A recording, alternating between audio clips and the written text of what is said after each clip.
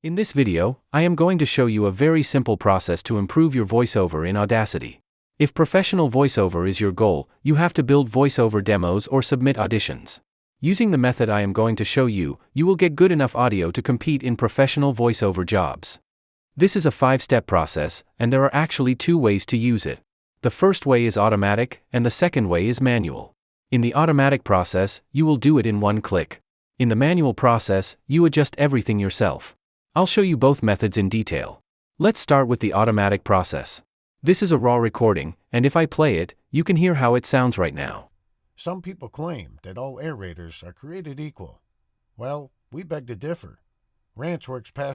As you heard, the raw recording volume seems quite low. I'll process this recording with just 1 click. Watch how I do it. I'll double-click to select the audio, then go to the Tools menu. I will go to Apply Macro, and choose a macro, for example, Clear Vocal. In your Audacity, you will not see such macros. I will tell you in a moment where you can get such macros. The audio improves instantly with just 1 click. The macro has all the necessary audio processing inside it. Let's listen to the audio and see how much it has improved. Some people claim that all aerators are created equal. Well, we beg to differ. Ranch works pasture aerators are engineered with forward. You can see that with just 1 click, I've improved the audio a lot, and it's not only about increasing the volume. The macro also adjusts the loudness, balance, and EQ, all automatically. You can either build your own macros or use the ones I've already created. If you're interested in using my macros, you can visit the page linked in the description. I have an EQ and macro pack that includes 11 different macros you can use to make your audio sound better. You can also check out the Audacity bundle, which includes these macros, several Audacity courses, and personal feedback from me through the lessons. All the links will be in the description if you'd like to explore them. Let me show you how easy it is to install the macros. Once you purchase the macros or Audacity bundle, you will get the macros and EQs zip file. Unzip that file, and you will get the macros and EQs folder. In the macros and EQs folder, there will be several files and folders. You will see an installation guide in the installation guide PDF. I am covering every detail of the installation process here, but if you need to see the instructions again, you can check from this PDF guide. There is a folder that contains all the macros for versions older than 3.5.1. These macros have been successfully helping people to improve their audio for the last 5 years. With different Audacity updates, I kept it updated with the recent version. It is more likely that you are using Audacity version 3.6 or 3.7. If you are using the latest 3.7 version of Audacity, you have the macros in this folder. However, you do not have to install it directly from this folder here. You have to install these macros from Audacity, and I am going to show you how to do that. Once you have downloaded the zip file and unzipped it, go to Audacity. In Audacity, go to Tools menu, and then Macro Manager. You have to import the macros one by one from the Macro Manager. Click on the Import button, and you have to go to the directory where the macros are. You know where you have kept the macros on your computer. I have the macros in this location, so I will go here. As I said, for the recent Audacity 3.7.5, the macros are in this folder. I will go to the folder, and select a macro that I want to install. The first macro I will install is the Clear Vocal. Please note that there is no way to install all the macros at once, so you have to install one at a time. I have the Clear Vocal selected, and I will click Open. The macro has been successfully installed. In the Macro Manager, you will see the installed macros on the left side. This way, you can install all the macros. I can now use the macro in Audacity. Every time I need to use the Clear Vocal macro, I will go to Tools and Apply Macro. You can see the Clear Vocal macro here, and all the macros I have installed. As I told you, you can get either only the macros or you can get the Audacity bundle that includes all the macros. Now, let's get back to Audacity and see how to improve the sound manually. This is the original recording, and we'll follow a 5-step process. For each step, I will explain why we are doing that step, and how to execute it. Step 1 is to normalize the audio. Normalization means setting the peak level of your audio. We will see in a moment what the peak means, and how it affects your audio. To normalize, select your track by double-clicking inside it, and go to the Effect menu. Then Volume and Compression, Normalize. You can see the configuration window for the Normalize effect. I will go to the default preset so you know which value needs to be adjusted. In the default settings, you can see that the peak amplitude is set at -1 dB. We'll change it to -3 dB. You may ask why we would set it to -3 dB. Well, to understand that, we have to check the ACX audio requirements. The ACX standard is used for audiobooks, but you can also use it for voiceover work. Following the ACX standard helps you measure your audio quality consistently.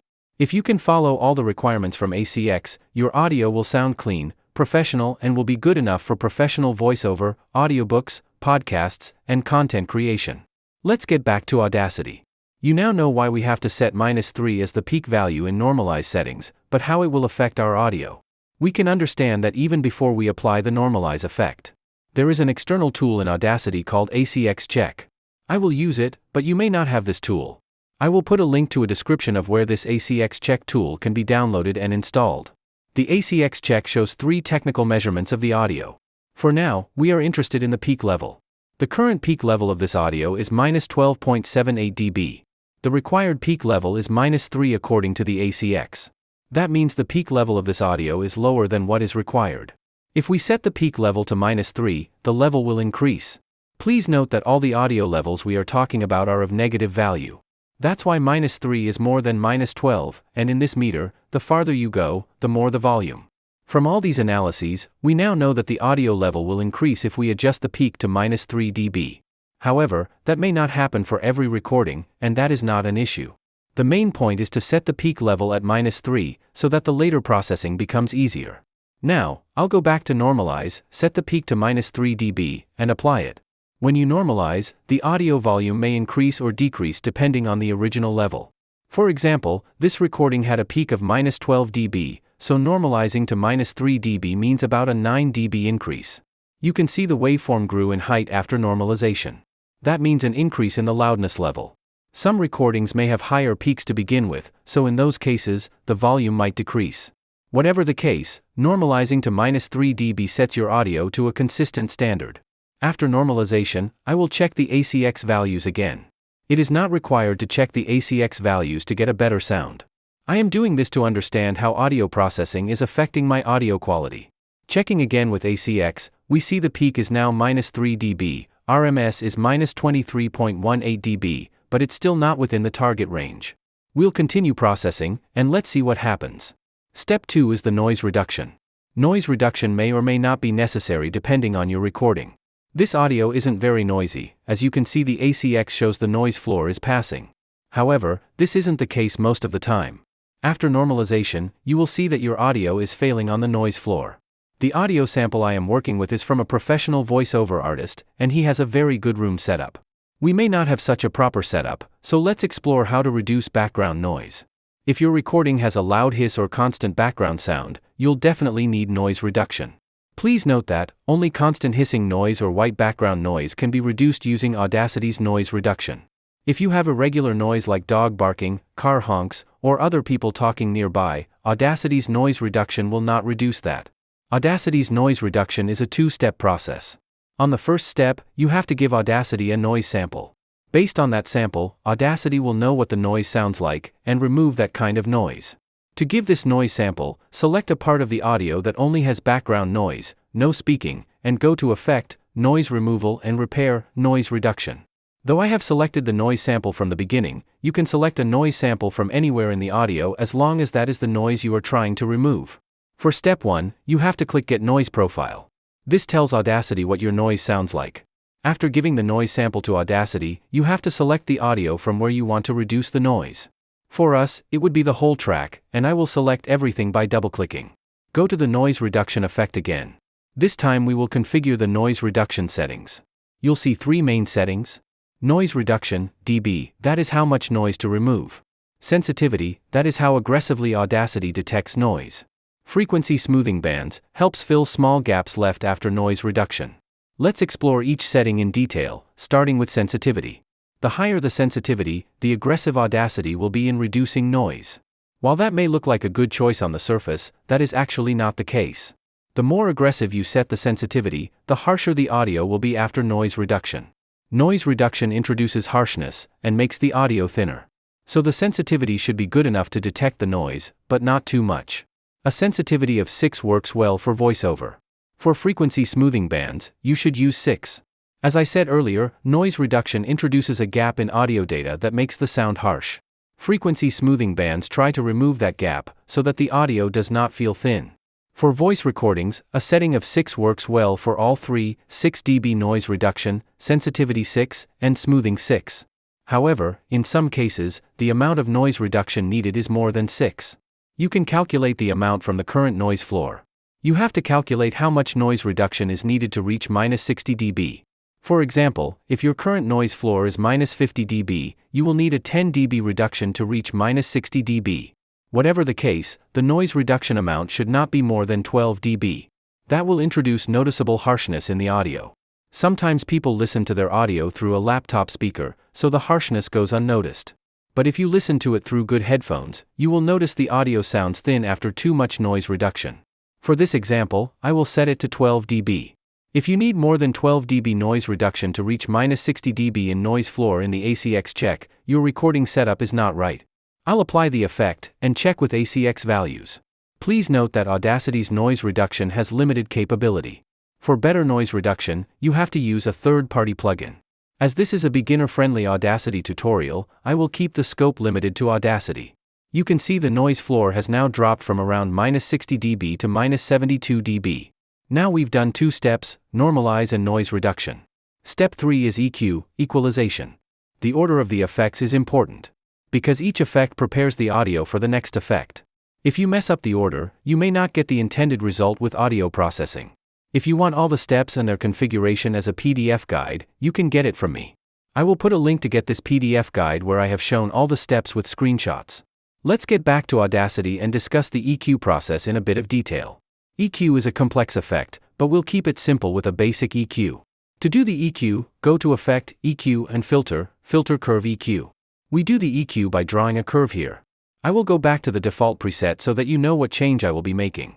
This is the default EQ curve, which is a flat line at 0 dB. On the left side, you can see some positive numbers on the upper half and negative numbers on the lower half. On the x-axis below, you can see frequency numbers like 20 Hz, 40 Hz to 20 kHz. EQ is the process of manipulating volumes by frequency. In the default preset, the line is at 0 dB for all frequencies. If you made an adjustment at the line in a particular frequency, then we are adding an EQ to the audio. That's the theory, but what should we actually do for our recording? For a voice recording, I will start with a factory preset. From the factory preset, go to the low roll-off for speech. That means, it will give us an EQ curve that is used to roll off the low end of the speech. You can see the curve that is rolled off in the low frequency areas. Why this roll-off? Well, to understand that, you have to know a bit about our talking frequencies. While we talk, it is actually a combination of overlapping frequencies. The lowest frequency is called the fundamental frequency. If you search the internet for fundamental frequency, you will see that it starts from 80 Hz for men and around 130 Hz for women. That means, our voice does not generate frequencies lower than 80 Hz in general. So if we take out the lower frequencies from our recording, it will not take anything from our voice. However, there can be some noise in the low frequency areas. A low roll-off can take down such noise if there is any. This roll-off has been started from 100 Hz. I will drag the dots so that the roll begins from 80 Hz. If you click on these lines, such dots appear. I am cutting off frequency below 80 Hz, which is also called a high-pass filter. This removes low-frequency noise, like hum or vibration, that doesn't exist in human speech. You can stop here, but if you want your voice to sound brighter, you can slightly boost frequencies above 4 kHz. However, be careful, too much can make your voice sound harsh. Please note that I click on the line, and then those dots appear. I can drag them to adjust the lines. For now, I'll stick to the high-pass filter only, a simple and safe starting point. If I drag the dots out of this window, they will disappear. Apply it, and the EQ step is done. Step 4 is compression. This is another complex effect, and many people do not understand why to use it. Also, many people use it in a wrong settings that has no impact on the audio. If you pay close attention to the waveform, you can see that some are taller and some are shorter. The taller waveforms are louder than the shorter waveforms. In technical terms, the difference between louder and softer talks is called the dynamic range. The job of the compressor is to reduce the dynamic range. In other words, the compressor reduced the loudness gap between the loudest and softest parts of the audio. By doing so, the audio sound is balanced and every part of the audio can be heard smoothly. You can apply compressor from Effect, Volume and Compression, Compressor. At first glance, it looks like a lot of configuration, but you can configure it easily using a factory preset. From factory preset, choose the lead vocals. We will not use the lead vocals exactly, but it has some generic configuration that works for voiceover. We can use the look ahead, attack, and release as it is. In the compression curve, we will adjust two settings, threshold and ratio. A compressor becomes active when audio passes the threshold level. For example, if I set the threshold to -25.6 dB, the compressor will be active on those points where the audio is louder than -25.6 dB. However, if I set a new threshold point like -13.9, the compressor will be active only when audio levels pass -13.9 dB. So now the question is, what is the ideal value for the threshold? Well, there is no single ideal value for the threshold. It depends on the recording itself and how much compression you are looking for. For a moderate compression, I would suggest using something between -12 and -18. For this audio, I will set it to -15. If I see the audio is too much compressed, I would use a higher value than -15. If the audio needs more compression, then I would have to use something lower than -15. We will see in a moment if this audio is ideally compressed, or if we should do anything different. The ratio is the actual amount of compression. If the audio exceeds the threshold, it will be compressed by the ratio we set. For example, if I set the ratio to 2, then for every 2 dB increase in audio level after threshold, we will hear only 1 dB.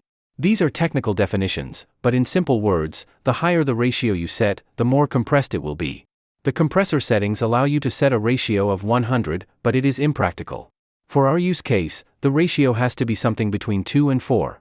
Once again, like the threshold, you may have to use a different ratio if the compression is too much or less, depending on the situation. Let's say I will use the ratio 2.7 for this audio. We do not need to change any other settings for a typical voiceover. I will apply these settings. You can see some of the waveform peaks shrink after applying the compressor. That's normal. That means the compressor has compressed something. But is it too much or too little? To understand that, we have to apply one final effect. Before that, let's check the condition of ACX values. I will go to Analyze, ACX Check. At the beginning of this processing, we set the peak to -3. But after the compression, the peak has decreased to -7.76.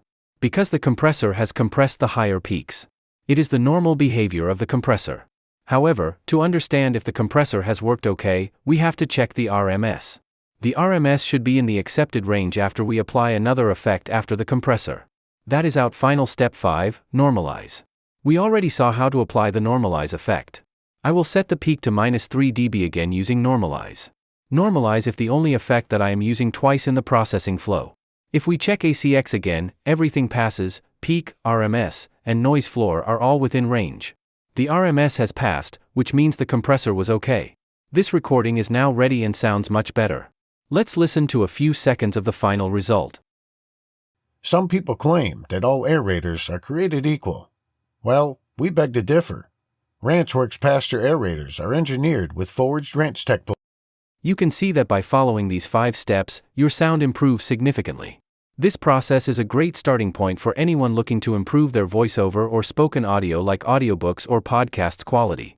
However, there are some special tricks when you are processing for voiceover or audiobooks. If you want to learn those special tricks, please click the card on the screen. On the left, the video will take you to the advanced processing for voiceover. On the right, the video will take you to the proper processing for audiobooks. Thanks for watching.